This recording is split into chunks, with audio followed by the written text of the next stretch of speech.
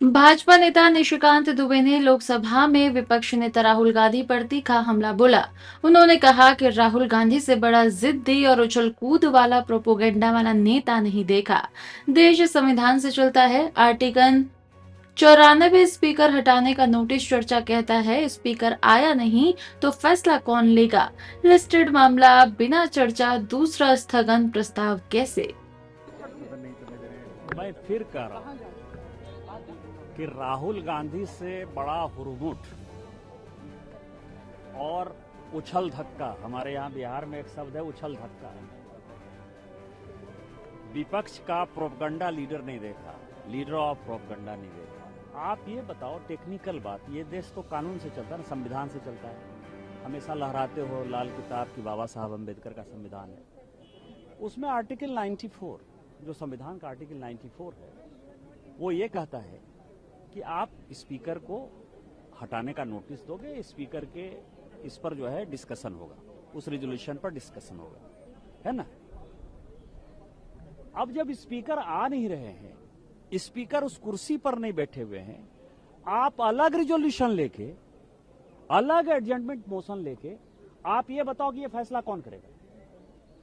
Speaker को आपने कुछ देखिए, बड़ा टेक्निकल पॉइंट है जो किरण रिजिजू जी ने जो पार्लियामेंट में आज कहा है, वो बहुत ही इंपॉर्टेंट टेक्निकल पॉइंट है कि यदि आपका स्पीकर बैठ नहीं रहा है, स्पीकर के खिलाफ खुद ही आज लिस्टेड है, रिजोल्यूशन लिस्टेड है कि उनको हटाने के लिए जो है मोशन आपने मूव किया है, उसी कांग्रेस पार्टी ने मूव किया है, तो उस पर बिना चर्चा किए हुए आप दूसरा एडजमेंट मोशन या रिजोल्यूशन कैसे मूव कर सकते हो। ये किस संविधान में लिखा हुआ है, या आपने एक नया संविधान बना लिया है।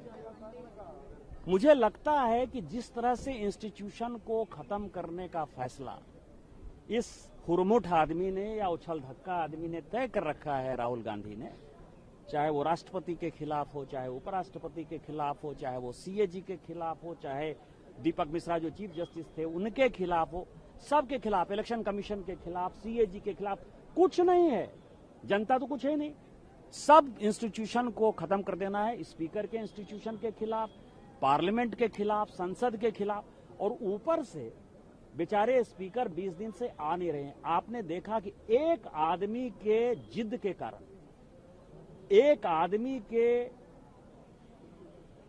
एरोगेंट, इंटॉलरेंट एरोगेंसी के कारण क्या स्थिति हो गई है। एक इग्नोरेंट आदमी ने, जिसको कोई जानकारी नहीं है न संविधान की न इसकी, 94 के रहते आप उस रिजोल्यूशन पर चर्चा नहीं कर रहे हो। आप किससे मांग रहे हो जजमेंट मोशन, आप किससे रिजोल्यूशन मांग रहे हो, आप किससे डिबेट मांग रहे हो।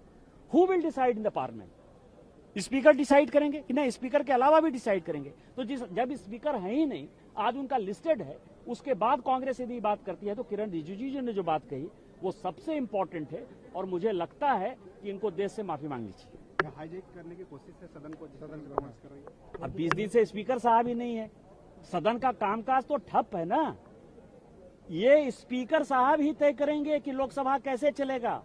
कोई पीठासीन पदाधिकारी की हैसियत नहीं, मतलब उसको कोई कानूनी ताकत ही नहीं है। एडजमेंट मोशन में लिखा है कंसेंट ऑफ द स्पीकर।